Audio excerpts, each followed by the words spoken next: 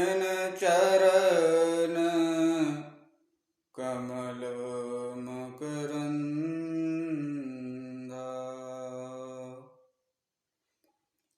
भक्ति जन मानस निवासाय,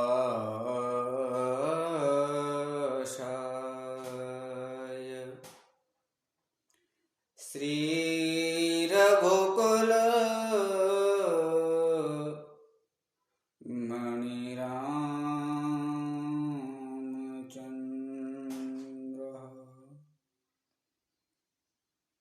करारविंदेन पदारविंदम,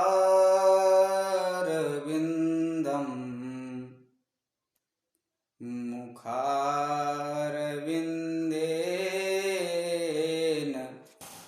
विनवेशयन्तम्,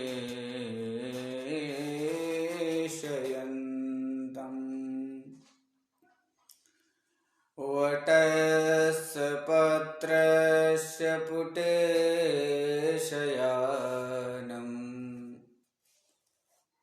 बालं मुकुन्दं मनसा स्मरामि, वर्णानामर्थसङ्घानां रसानां छन्दसामपि,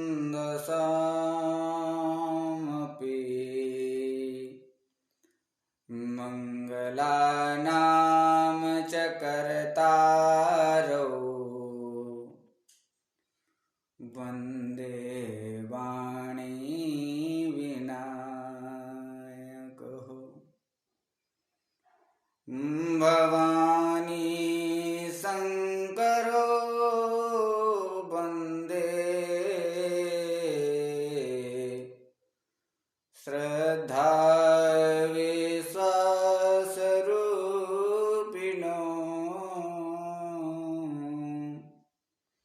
याभ्यां विना न पश्यन्ति सिद्धाः शान्तास्तमीश्वर,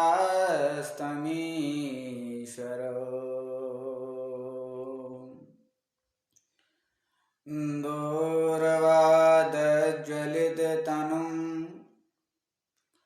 तरुणाभ्यनेत्रं,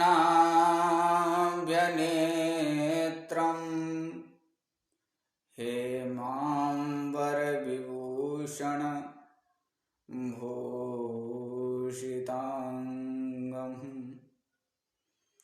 कन्दर्वकोटिकमनीयकिशोरमूर्तिं, पूरतिं भुवां भज व्यालकेशम्,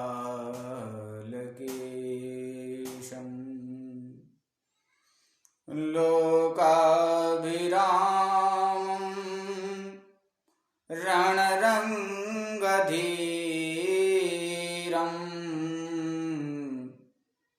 राजीवनेत्रं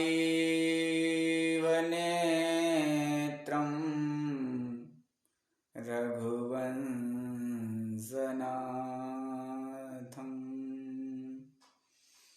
कारुण्यरूपं करुणाकरन्तं,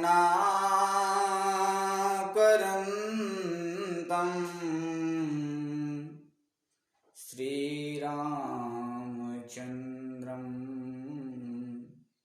शरणं प्रपद्ये, यत्र यत्र रघुनाथकीर्तनं, तत्र तत्र कृतमस्तकाञ्जलिं, बाष्पवारि परिपूर्णलोचनं,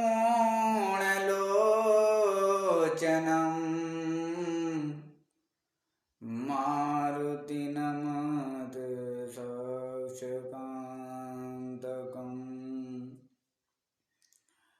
रामाय रामचन्द्राय रामभद्राय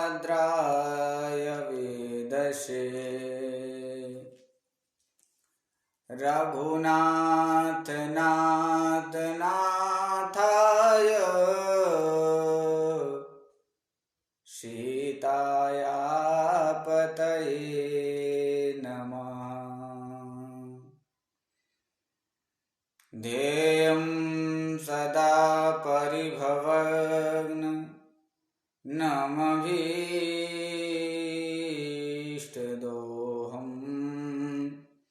तीर्थास्पदं स्यो विरञ्जनतं शरणं विरत्यार्तिहं प्रणतपाल भवाब्धिपोतं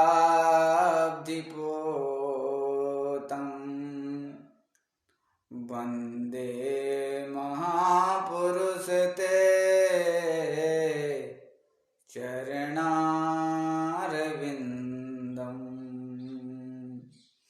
अतुलितबलधामं हेमशैलावदेहं धनुजवनकृशानुं ज्ञानिनामाग्रगण्यं सकलगुणनिधानं वानराणामधीशं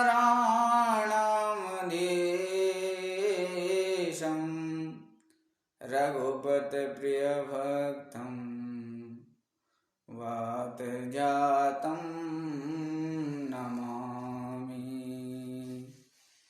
बोले श्री सद्गुरुदेव भगवान की जय।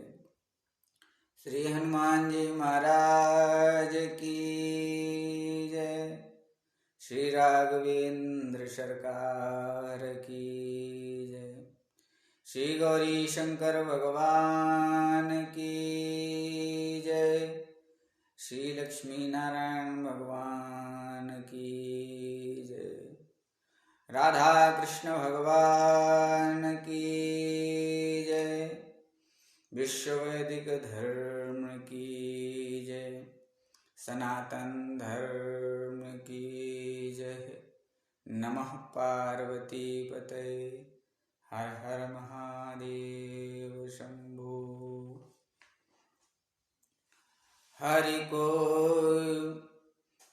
हरि की कथा प्रसाद त्रिपुरारी को, जिनकी कृपा से भई सुमति निहाल है। पूज्य गुरु नरहरि दास की दया को फल, शिष्य ने सुनायो जिन चरित रसाल है। पावन आसु प्रभु लीला गुण गायन में, ठाम ठाम अंजनी कुमार को प्रणाम है। माँ तो जानकी को छे दाया रघुनाथ की, और तुलसी के लाल की कलम को कमाल है। बुध विश्राम सकल जन रंजनी, बुध विश्राम सकल जन रंजनी। राम कथा कली कलुषो विभंजनी, बुध विश्राम सकल जन रंजनी। बुध विश्राम सकल जन रंजनी। भगवान की कथा बुद्धि को विश्राम देने वाली है। सकल जन रंजनी, सकल जनों को सुख प्रदान करने वाली है। और क्या करने वाली है कि प्रभु कथा कली कलुष विभंजनी। कलयुग के जो कलुषित हैं विचारधाराएं हैं उनको विनाश करने वाली है, ऐसी श्री भगवान की कथा है। बोलिए सद्गुरुदेव भगवान की जय। आज विश्व वैदिक धर्म के तत्वावधान में आज मुझे जड़ भरत जी की महिमा पर बोलने का अवसर प्राप्त हुआ है। मैं सभी विश्व वैदिक सनातन धर्म के पदाधिकारियों गणों को हृदय से अभिनंदन करता हूँ। सर्वप्रथम मैं वैदिक सनातन धर्म के संस्थापक श्री रघुवीर दास जी महाराज के चरणों में प्रणाम करते हुए अभिनंदन करता हूँ।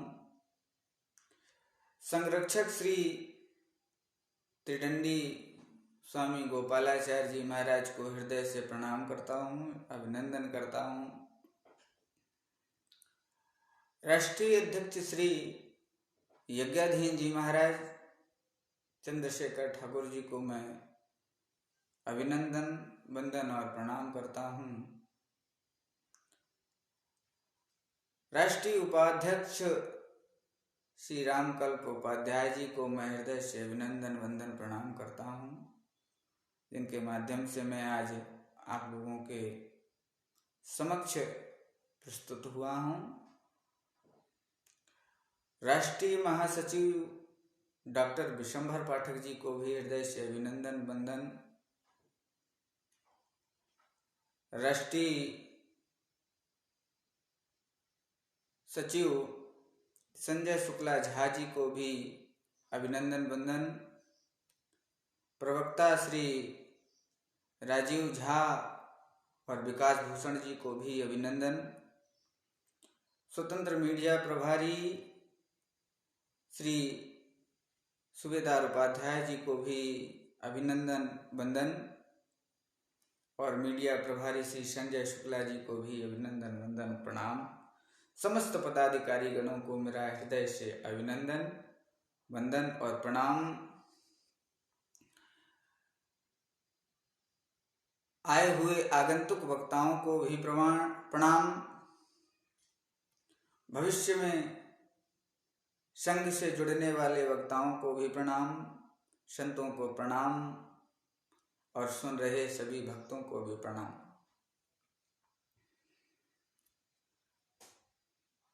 आज मैं आप सबके बीच में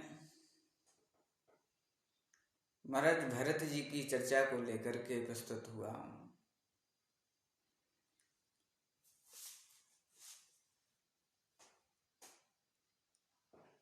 भरत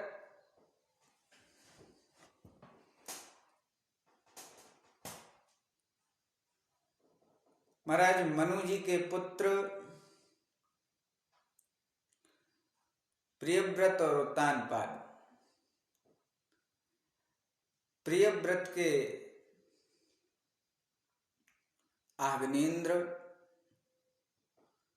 और महाराज उन्हीं के आगे कुल में ऋषभ देव महाराज जी का जन्म हुआ।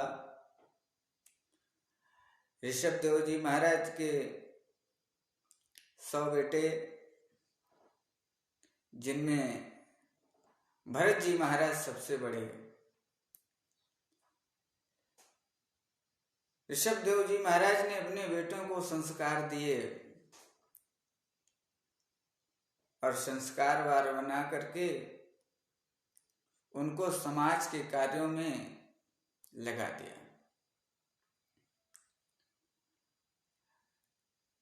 ऋषभ देव महाराज ने गृहस्थ में रहते हुए भी अपने बेटों को उचित शिक्षा दी। जो लोग इस संसार में आकर के अपने पुत्रों को उचित शिक्षा नहीं देते, उनके जीवन बिगड़ जाते हैं। महाराज भरत को राजा बना दिया। 9 योगेश्वर हो गए और 9 सिद्ध हो गए। 81 बेटे यज्ञादि आदि कर्मों में प्रशस्त हो गए। एक बार महाराज ऋषभ देव जी के बेटे यज्ञ आदि कर्मों करने के बाद में भोजन प्रसाद पा रहे थे, तब तक ऋषभ जी का आगमन हो गया। ऋषभ जी ने देखा कि भोजन की कतार में बेटे बैठे हैं। बेटों ने ऋषभ जी को देखा तो ऋषभ जी ने बेटों से क्या कहा, बेटे कि आपको मैंने समाज में भंडारा खाने के लिए नहीं भेजा है, मैंने आपको समाज की सेवा के लिए भेजा है। आप समाज की सेवा के लिए संत बने हैं, समाज की सेवा के लिए आपने यज्ञात कर्म को चुना है। ये समाज की सेवा है। यज्ञ करने से महाराज वातावरण शुद्ध होता है, और जब वातावरण शुद्ध होता है तो केवल एक व्यक्ति का नहीं होता है, समग्र संसार का वातावरण शुद्ध होता है। इसलिए मैंने तुम्हें समाज सेवा में भेजा है, और आप तो यहाँ खाने में लगे हो। पिता की बात सुनकर बेटे उस दिन तो अन्न का अपमान नहीं किया, प्रसाद पाया। इसके बाद संकल्प कर लिया कि आज के बाद यज्ञ आदि कर्म करने के बाद मैं भंडारे का प्रसाद नहीं पाऊंगा। क्यों? क्योंकि उसे पा लेने से हमारे जो पूर्ण होते हैं वो क्षीण हो जाते हैं। मैं आगे चर्चा करूंगा भरत जी की। भरत जी महाराज को राजा बना दिया, लेकिन भरत जी का मन राज्य कर्म में नहीं लगता है।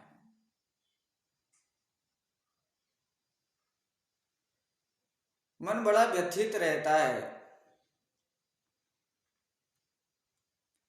कि मैं तो भगवान के भजन के लिए चला था और मैं कहां संसार में अटक गया।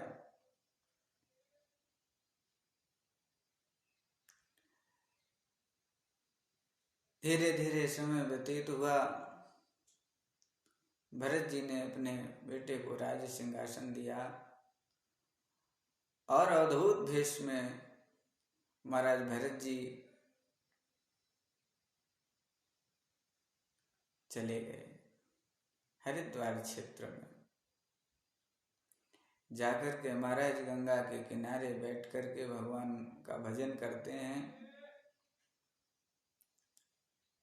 पूजन करते हैं और भगवान में अपनी आसक्ति लगा दी। एक दिन हुआ क्या कि महाराज स्नान आदि के लिए गंडकी नदी के किनारे पहुंचे। सोचा यहीं पर बैठ करके स्नान आदि करके संध्या वंदन कर लूं। तब तक देखते क्या है कि एक हिरणी उसी गंडकी नदी पर जल पीने के लिए आई, और हिरणी जल पीने के लिए जैसे ही उसने नदी में अपना मुख डाला ही था, तब तक पीछे से शेर की आवाज सुनाई पड़ी, और शेर की आवाज सुनते ही ये डर से कांपने लगी। मन में सोच रही है करूं तो करूं क्या।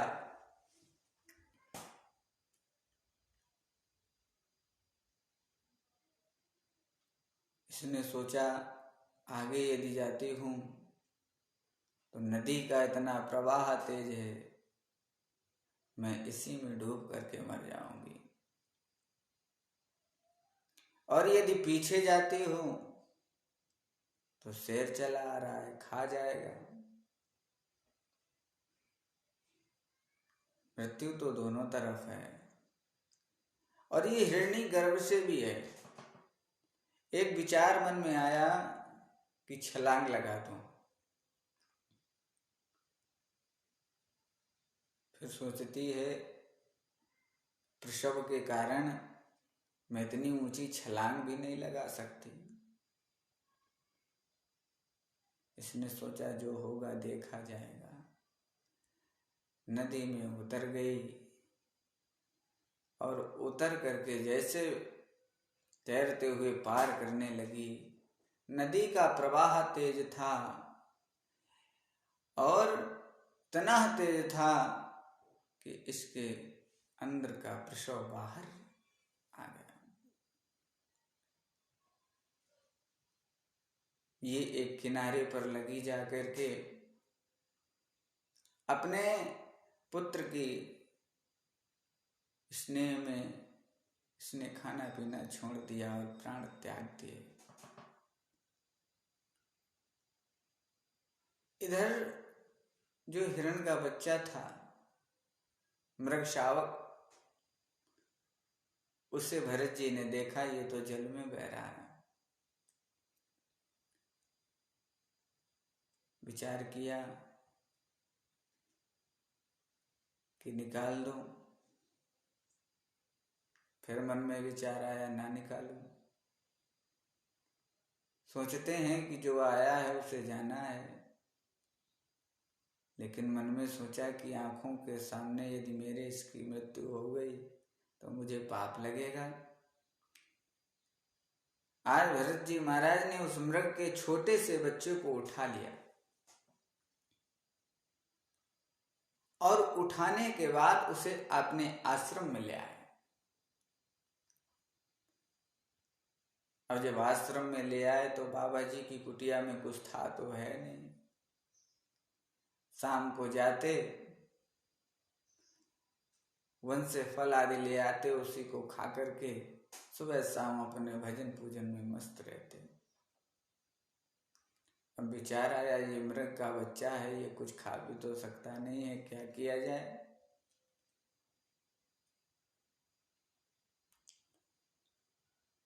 तो एक पात्र लाए। उस पात्र में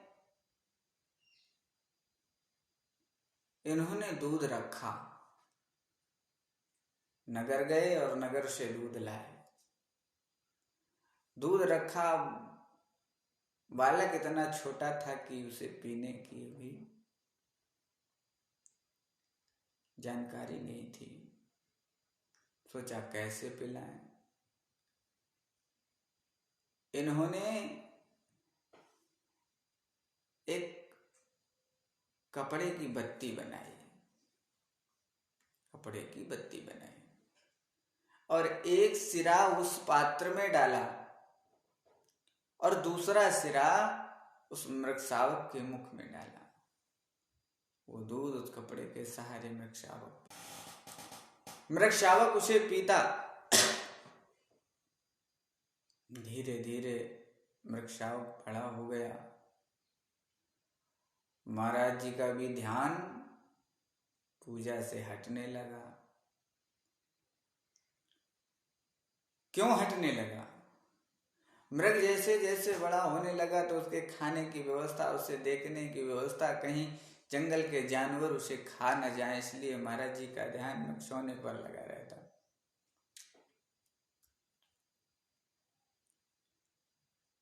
तो ध्यान मृग सोने पर तो पूजा में मन नहीं लगता, आसक्ति बढ़ गई। और ये मृग क्या करता, जब बाबा जी माला लेके बैठते तो बाबा जी की माला को मुख से दबाता और खींचता। महाराज जी कहते, ए मृग शावक हट जा, मुझे पूजा कर लेने दे। लेकिन वो बच्चा नहीं मानता। फिर पूजा में बैठते तो कहीं पीठ पे चढ़ जाता, कहीं पीठ को अपनी सींगों से कुरेदता, कहीं बालों को मुख से खींचता, महाराज जी का पूजा में मन नहीं लगता।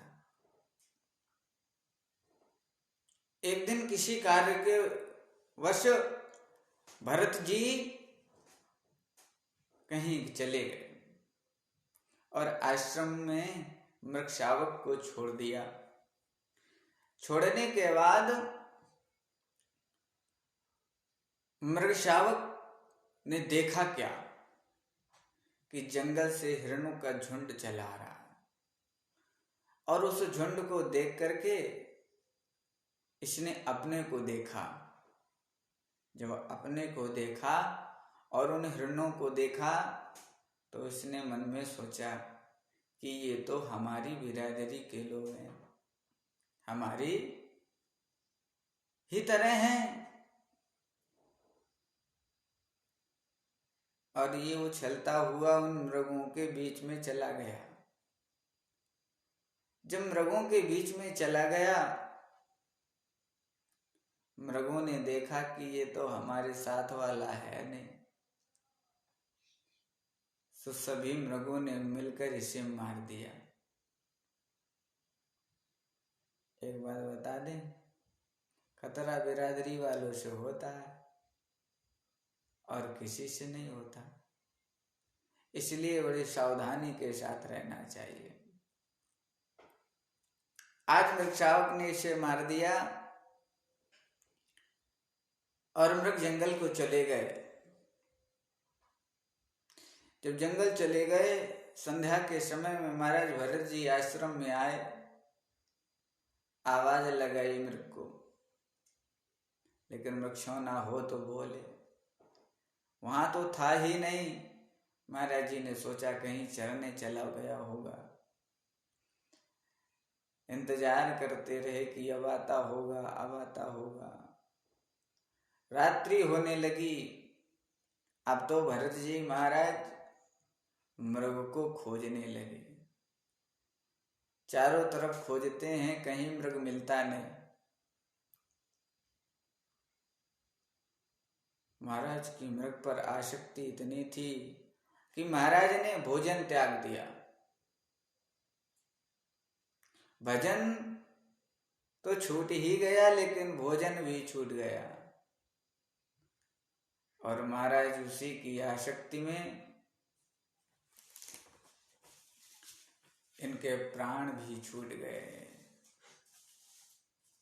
अब जब प्राण छूट गए तो भरत जी महाराज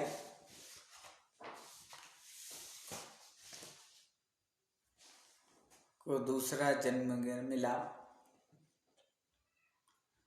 भरत जी का अगला जन्म हुआ। अच्छा, मृग की आसक्ति में ही चिंतन करते करते इनका शरीर छूटा, इसलिए इन्हें मृगयोनि में जाना पड़ा। कहते हैं अंतामति सह गति, अंत के समय में जैसी मति बनती है उसी ही काज से गति होती है। तो महाराज को हिरण की योनि में जाना पड़ा। जब हिरण की योनि में महाराज पहुंचे तो महायोगी थे, योगी थे, संत थे। पूर्व जन्म का स्मरण बना रहा, और पूर्व जन्म के स्मरण के कारण इस सभी से विलग होकर के एकांत में बैठते और मन ही मन भजन करते, भगवान का चिंतन करते। हे प्रभु, ये मैंने क्या कर दिया? आसक्ति में पड़ गया और आसक्ति के कारण महाराज इस योनि में आ गया। अब मैं जीवन में कभी आसक्ति नहीं करूंगा। महाराज जी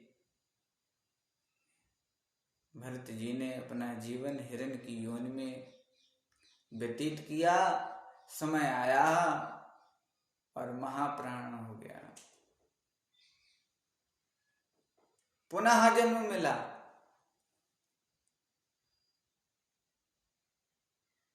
देखिए, आसक्ति जीवन बिगाड़ देती है, और यदि उसमें सुधार नहीं हुआ तो पूरा जीवन बिगड़ जाता है। आसक्ति प्रभु से होनी चाहिए तो जीवन बन जाता है। संसार से आसक्ति हुई तो जीवन बिगड़ जाता है। मेरे नारायण, आज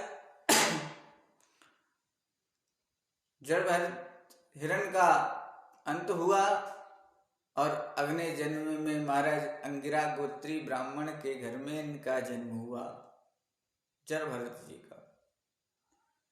अब जब जड़ भरत जी का ब्राह्मण के घर में जन्म हुआ तो महाराज ने पूर्व जन्म का स्मरण था।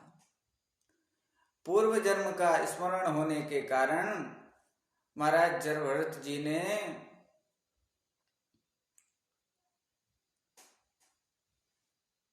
किसी से बोलते नहीं हैं, मूर्खों की तरह आचरण करते हैं।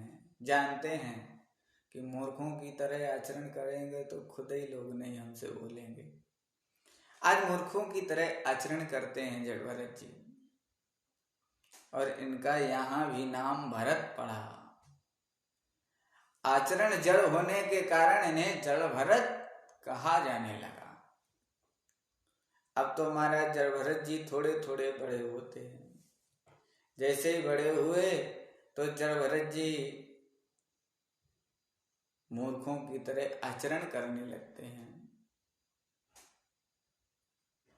मेरे नारायण,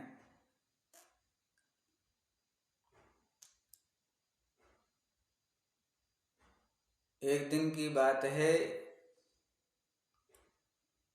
कि इनके पिता ने इन्हें विद्या अध्ययन के लिए भेजा, और जब विद्यालय गए तो वहां इन्होंने अपनी मूर्खता का परिचय दिया।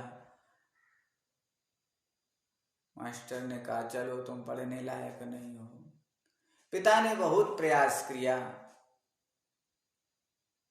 लेकिन जड़ भरत जी धीरे धीरे समय बीता, पिता का भी प्राणांत हो गया, माँ ने भी शरीर छोड़ दिया। अब भाभियों का जीवन आया।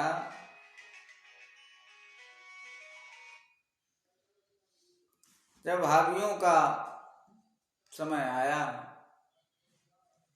तो भरत जी खूब खाते थे, हष्ट पुष्ट तंदुरुस्त थे। तो भरत की जो भाभियां थीं, इन्होंने अपने अपने पति से आग्रह किया, स्वामी आप दिन भर काम करते हैं और ये महाराज जी घर में रहते हैं, तो इन्हें भी कहीं लगाएं। भाइयों ने सोचा मोटी बुद्धि का आदमी है,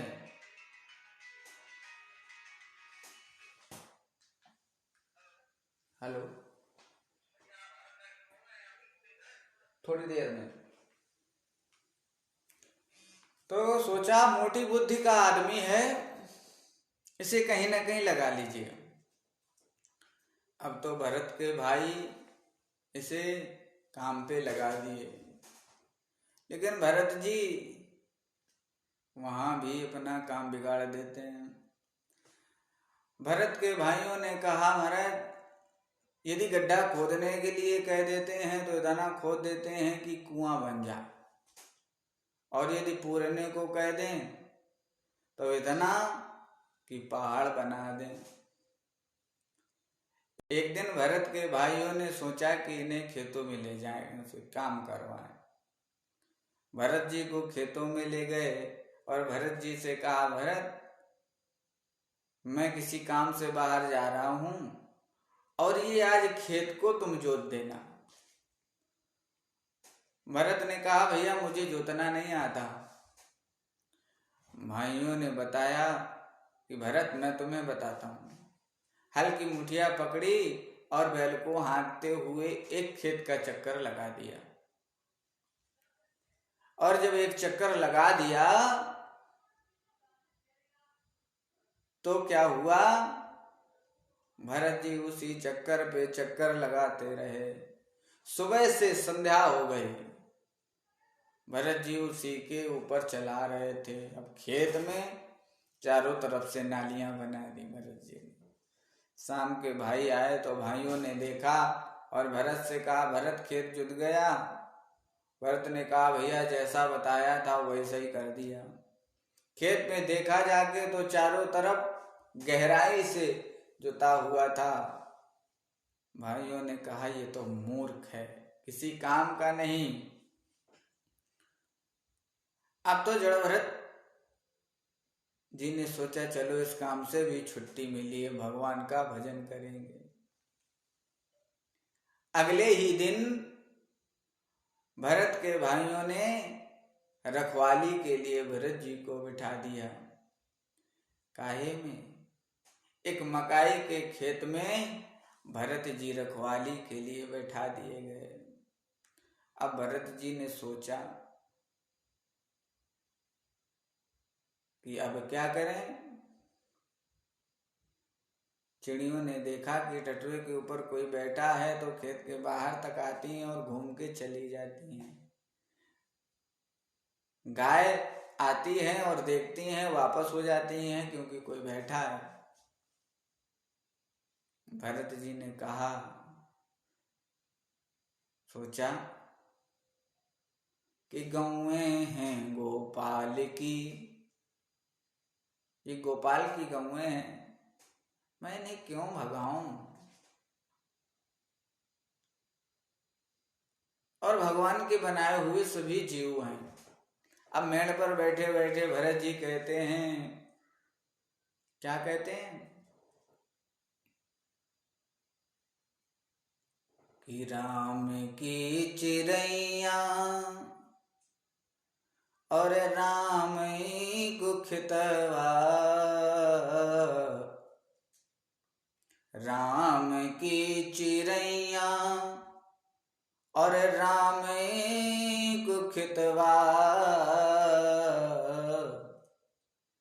खाओ मेरी चिड़ियों भर भर के पेटवा, खाओ मेरी चिड़ियों भर भर के पेटवा। राम की ही चिड़ियां हैं और राम का ही खेत है, इसलिए आ जाओ चिड़ियों, खाओ भर भर के, जितनी इच्छा हो खाओ। अब तो चिड़ियां आती हैं और दाने दाने खा के चली जाती हैं।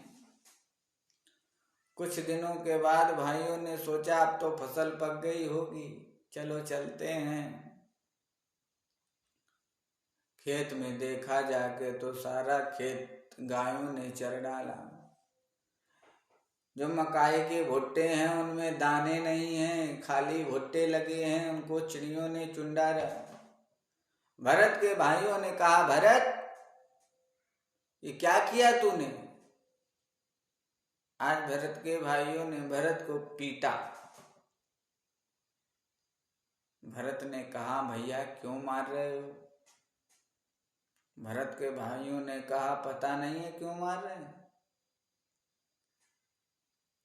अरे तूने पूरा मकाई का खेत चरवा डाला, अब खाएंगे क्या मिट्टी?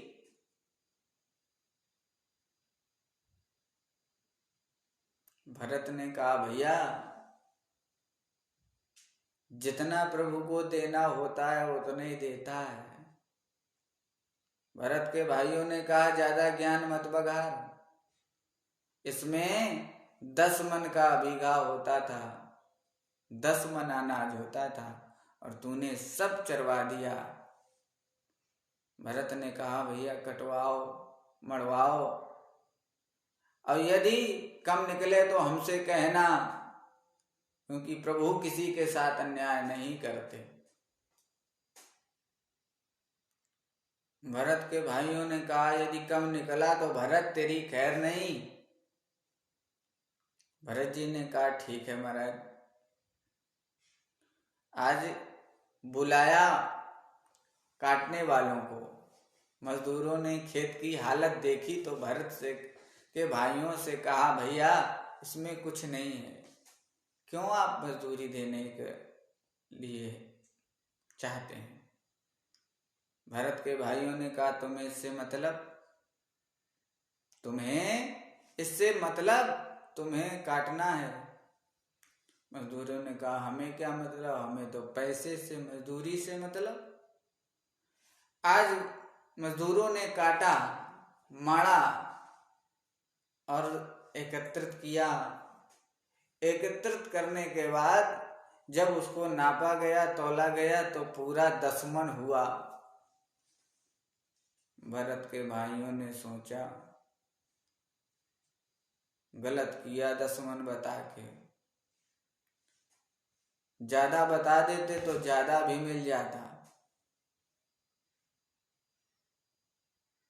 इसी से कहते हैं व्यक्ति की तृष्णा कभी मरती नहीं, जितना पा जाए फिर भी कम रहता है, सोचता है और हो जाए और हो जाए।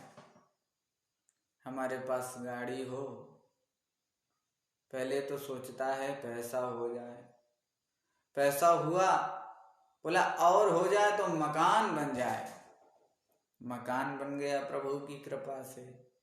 अब सोचता है गाड़ी हो जाए, वो भी हो गई भगवान की कृपा से। सोचता है विवाह हो जाए, वो भी हो गया भगवान की कृपा से। फिर सोचता है पत्नी तो आ गई है, अब बच्चे भी हो जाएं, बच्चे भी हो गए, उनको विवाह हो जाए, उनका मकान बन जाए। जीवन भर तृष्णा और आसक्ति में फंसा हुआ व्यक्ति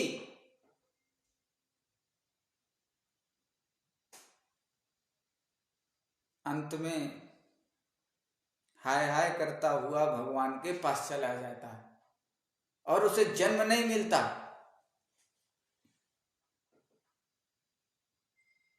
मेरे नारायण,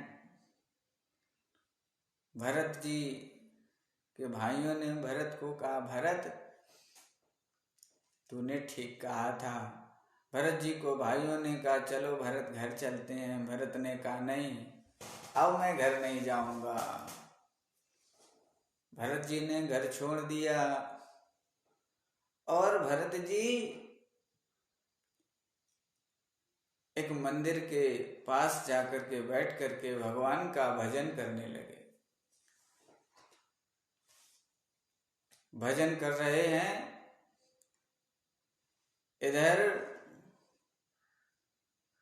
एक चोरों का सरदार आया, वहीं से गुजरा भद्रकाली के मंदिर के पास से,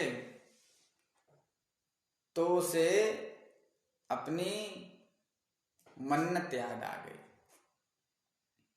कि हमने कुछ वर्ष पूर्व भद्रकाली से मांगा था कि मेरे यहाँ यदि पुत्र हो जाएगा तो मैं भद्रकाली को बलि चढ़ाऊंगा।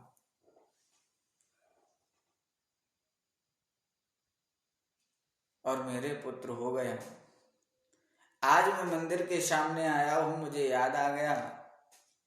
इसने डाकुओं से कहा जाओ कोई ढूंढ के लाओ बलि चढ़ाने के लिए। एक व्यक्ति मिला,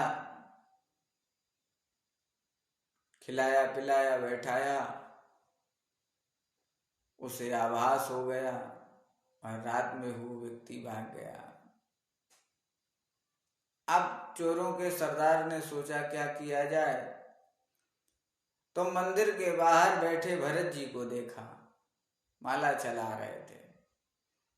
चोरों के सरदार ने सोचा भगवान का जप कर रहा है, चलो इसे भगवान के पास ही भेज देता हूं। चोरों के सरदार सहित उसे भरत जी को उठाया और भरत जी घर से निकले थे। 3 दिन के भूखे थे। भरत जी के पेट में दाना नहीं था, तो भरत जी को जैसे ही ले गए तो बढ़िया व्यंजन बना करके रखे, मालपुआ रखे, भरत जी को खिलाए। भरत जी ने मन में सोचा बहुत बढ़िया आदमी है, कितना अच्छा स्वागत सत्कार किया, भोजन किया, नहलाया धुलाया, अच्छे वस्त्र पहनाए, माला पहनाए, चंदन लगाया। अब तो भरत जी और खुश, कितने अच्छे हैं लोग। लेकिन क्या पता कि बकरे को हलाल करने से पहले उसकी बड़ी डेंट पेंट की जाती है। अब लेकर के पहुंचे भद्रकाली के मंदिर के सामने। भद्रकाली के मंदिर के सामने जैसे पहुंचे, भरत का स्वभाव तो निर्मल है, कोमल है। भरत से कहा, भरत सर झुकाओ। भरत ने सर झुका दिया। अब एक सरदार, चोरों के सरदार ने तलवार निकाली और जैसे भरत के चलाने को किया, मां भद्रकाली ने देखा कि हमारे भक्त के साथ अनीत हो रही है। भद्रकाली प्रकट हो गई और उसी खड्ग से समस्त दुष्टों का विनाश कर दिया। भरत ने जगत जननी परम्बा मां को देखा तो हाथ जोड़ करके प्रार्थना करने लगे। भरत, मां,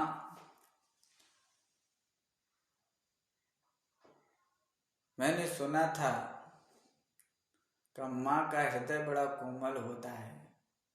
आज मैंने देख लिया कि अपने पुत्र पर हो रहे अत्याचार को मां सह नहीं सकी और एक पत्थर की मूरत से मां प्रकट हो गई। मेरी मां की बहुत सी विनती की और विनती करने के बाद में मां ने भरत को आशीर्वाद दिया और अंतर्ध्यान हो गई। और जब अंतर्ध्यान हो गई तो क्या हुआ?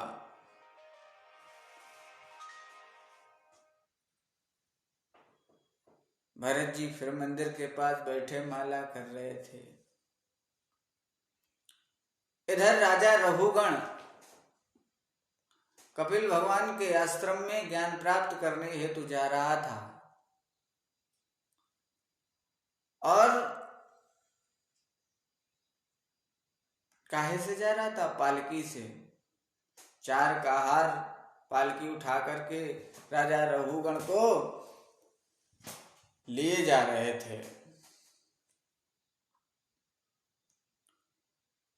एक कहार बीमार पड़ गया।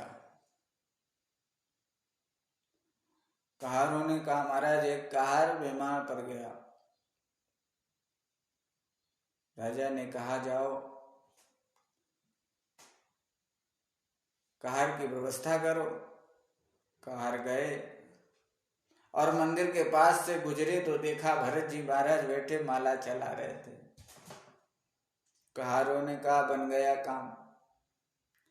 भरत जी के पास गए और भरत जी को लिया और ले जा करके पालकी में लगा दिया। अब भरत जी तो पालकी में लग गए। पालकी भरत जी ढो रहे हैं। आगे आगे कहारों ने सोचा कि ये मोटा ताजा है, बढ़िया तंदुरुस्त है, वजन उठाने के काम आएगा, सो आगे भरत जी को लगा दिया। अब जब भरत जी को आगे लगा दिया तो भरत जी आगे आगे चल रहे हैं। देखते हैं रास्ते में कहीं कोई जीव दिख जाता तो भरत जी उसे छलांग लगा देते। जब छलांग लगा देते तो पालकी का डिसबैलेंस बिगड़ जाता। रघुगण ने कहारों से कहा, ठीक से चलाओ पालकी, ठीक से। कहारों ने कहा, महाराज मेरी कोई गलती नहीं इसमें। बोले फिर? बोले जो अभी नया कहार आया है ना, ये नया है, इसे चलाने का अनुभव, चलने का अनुभव नहीं महाराज, इसलिए बैलेंस बिगड़ रहा है। आगे बढ़े तो देखा एक चींटियों की लंबी कतार चली जा रही थी। भरत जी ने देखा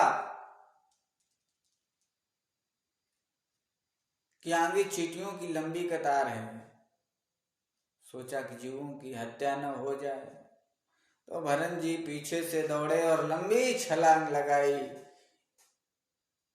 तो पालकी कहीं दूर गिरी, कहार कहीं दूर गिरे। राजा पालकी के नीचे आ गया और राजा ने अपनी तलवार निकाली और खड़ा हो गया। शरीर से मोटा ताजा है और चलाने की जरा सी भी अकल नहीं है।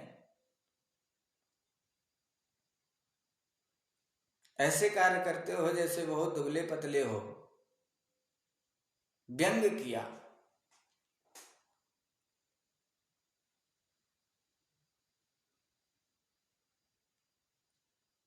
भरत जी चुपचाप खड़े हैं।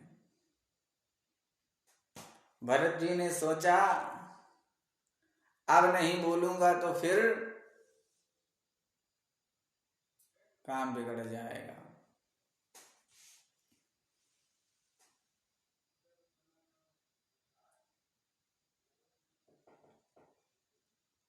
भरत जी ने कहा, राजन,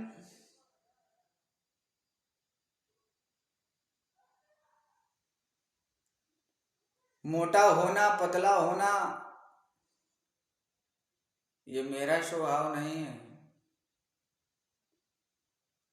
ये तो शरीर का स्वभाव है।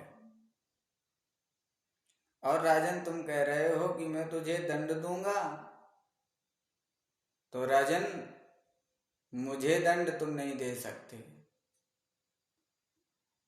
दंड तो शरीर को दे सकते हो, लेकिन मुझे दंड नहीं दे सकते। मैं अलग हूं और शरीर अलग है। कैसे? जैसे कोई पूछे कि ये घर किसका है, तो आप क्या कहेंगे? घर मेरा है। घर मैं नहीं हूं, घर मेरा है। चलिए मान लिया, तो बोले शरीर होगा, तो चलिए शरीर से पूछते हैं। पूछा, ये आंख किसकी? उत्तर मिला, मेरी। मेरी है, मैं नहीं हूं। सोचा दूसरा पूछते हैं। बोले, हाथ किसका? बोले, हाथ मेरा, हाथ मैं नहीं। बोले, सर होगा, क्योंकि यहां से सब बोलते हैं। बोले, धड़ होगा। बोले, धड़ मेरा, मैं धड़ नहीं। कहा, शरीर होगा। बोले, शरीर मेरा, मैं शरीर नहीं। इसका मतलब मैं कुछ और हूं, शरीर कुछ और है। अब तो महाराज रघुगढ़ हाथ जोड़ करके खड़ा हो गया। देखा शिखा में गांठ लगी हुई है और कंधों में यज्ञोपवीत पड़ा हुआ है। हाथ जोड़कर खड़ा हो गया। रघुगण कहने लगा, महाराज, नाहं विशंके सुरराज वज्रान न त्रयक्षशूलानयमस दंडा नाहं विशंके सुरराज वज्रान। मैं नहीं डरता महाराज सुरराज इंद्र के वज्र से। अन्नत्रयक्षशूला, मैं त्रिपुरारी भगवान शंकर के त्रिशूल से भी नहीं डरता। और बोले, न यमस दंडा, मैं यम के दंड से भी नहीं डरता। तो पूछा, डरते किससे हो? बोले, भ्रसां ब्रह्म कुलावमाना, मैं कुलीन ब्राह्मण के अपमान से डरता हूं। महाराज मुझे क्षमा कर दो। जड़ भरत ने कहा, राजन तुम कहते हो क्षमा कर दो, तुम्हारे ही कारण मैं आज इस स्थिति में हूं। रघुगण ने पूछा, महाराज मेरे कारण? वो कैसे?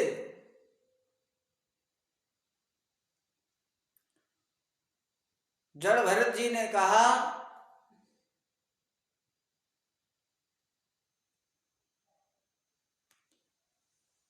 इसके पूर्व मैं इस अजनाब खंड का राजा हुआ करता था और मेरे ही नाम से इस खंड का नाम भरत पड़ा था, भारत पड़ा था। मैं जंगल में आया था भगवान का भजन करने। उस समय तू हिरण की योनि में था और तेरी हिरण की योनि में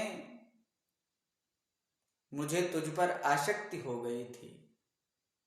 मेरा जीवन बिगड़ गया था। दूसरे जन्म में मैं हिरण बना और तू राजा बना। तूने मेरा शिकार कर दिया, मेरा प्राणांत हो गया। और इस जन्म में मैं ब्राह्मण कुल में जन्मा और तेरी सदगति मेरी सानिध्य में रह करके तू राजा बना। तूने मेरा सानिध्य पाया और मैंने तेरी आसक्ति पाई तो हिरण बना और तूने मेरे सानिध्य पाया तो राजा बना। तेरे संस्कार के कारण तू राजा बना रहा। मेरे जन्म मृत्यु उपरांत मैं ब्राह्मण कुल में जन्म हुआ। तो वही हिरण है जिसके कारण मैं इस जगह पर पहुंचा हूं। और राजन, ज्ञान लेने पालकी पर बैठ कर के नहीं जाया जाता। ज्ञान को पाने के लिए छोटा बनना पड़ता है, तब ज्ञान प्राप्त होता है। यदि हम बड़े बने रहे तो हमें ज्ञान कभी प्राप्त नहीं होगा। पहले राजाओं के बेटे भी गुरुकुल में अन्य महात्माओं के समान रहते थे, चटाई पर सोते थे और टाट पर बैठ करके भोजन करते थे, पढ़ते थे। जब हम छोटे बनते हैं तभी जीवन में कुछ पाते हैं। यदि हम बड़ा बनते हैं तो जीवन में कुछ पाते नहीं हैं। इसलिए छोटे बनना चाहिए। और राजन, पालकी में बैठ कर के ज्ञान प्राप्त नहीं होता, तप नहीं होता। उसके लिए तो हमें पैदल जाना पड़ता है, तपस्या करनी पड़ती है, तब ज्ञान प्राप्त होता है। रजोगुण से ज्ञान नहीं प्राप्त होता है, तपोगुण से ही ज्ञान की प्राप्ति की जा सकती है। राजन, रघुगण ने कहा, महाराज सत्य कहा आपने, पर महाराज आप कहते थे कि मैं आत्मा हूं और आत्मा को कष्ट नहीं होता। ना आत्मा मोटी होती है, न पतली होती है, और न सूखी होती है, न गीली होती है। आत्मा को कोई सुखा नहीं सकता, कोई भिंगा नहीं सकता, कोई जला नहीं सकता, कोई उड़ा नहीं सकता। अंत हूं महाराज। लेकिन आपने कहा कि आत्मा को कष्ट नहीं होता। भरत जी ने कहा नहीं होता। रघुगण ने कहा, महाराज जैसे एक पात्र में जल रखा जाए और उसके नीचे अग्नि का ताप दिया जाए तो अग्नि के ताप से पात्र गर्म होगा और पात्र के गर्म होते ही जल गर्म होगा। और महाराज अगर उसी गर्म जल में हम चावल को डाल देते हैं तो चावल पक जाते हैं, उसी के ताप के कारण चावल पक जाता है। तो महाराज इसी प्रकार शरीर को भी कर्म के द्वारा, वेदना के द्वारा ताप का अनुभव होता है। भरत जी ने कहा ताप का अनुभव होता है लेकिन ताप नहीं होता। कैसे? कहा रहुगण उसी पात्र में जल भरिए और अग्नि नीचे से जलाइए, पात्र गर्म होगा, जल गर्म होगा और जल में जब हम पत्थर डाल दें तो पत्थर गर्म होगा लेकिन पत्थर पकेगा क्या? जैसे पत्थर पर उस ताप का कोई असर नहीं होता, वो तो जो छूता है उसे असर होता है। पत्थर को जो छुएगा उसे गर्म लगेगा, पत्थर को ताप का अनुभव नहीं होता। आज रघुगण ने जड़ भरत जी को ही अपना गुरु बनाया, ज्ञान प्राप्त किया और अंत में रघुगण गुरु का ज्ञान पाकर के भगवान के धाम को चला गया।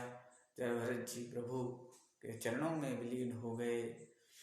मैं इसी के साथ अपनी वाणी को विराम देता हूँ और विश्व वैदिक सनातन धर्म के सभी पदाधिकारियों को अभिनंदन वंदन प्रणाम करता हूँ। सभी श्रेष्ठ श्रोताओं को भी प्रणाम करता हूँ।